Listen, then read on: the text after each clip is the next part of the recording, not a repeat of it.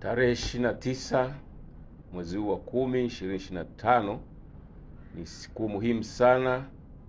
kwa taifa letu la Tanzania, ambapo Watanzania watatekeleza haki yao ya kikatiba ya kupiga kura kwa ajili ya kuchagua viongozi watakao waongoza katika nafasi ya urais, wabunge na udiwani. Jeshi la Polisi kupitia taarifa hii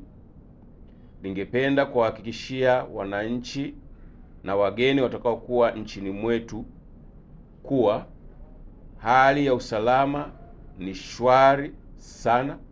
na hakuna tishio lolote la kiusalama linaloweza kufanya shughuli hiyo ya kupiga kura isifanyike kwa amani. Pia wananchi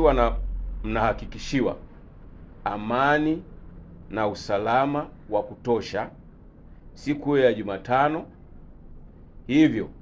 mjitokeze kwa wingi kama mlivyojiandikisha kwenda kupiga kura bila hofu yoyote ile. Aidha, ninawahakikishia limejipanga vizuri sana kumdhibiti yeyote yule kwa mujibu wa sheria atakayejitokeza ama kwa makusudi au kwa nia ovu kuvunja sheria za nchi ili kuhatarisha amani ya nchi kwa kisingizio chochote kile siku hiyo ya kupiga kura na baada ya kupiga kura. Atakaye thubutu kuvunja sheria asimlaumu au asilaumu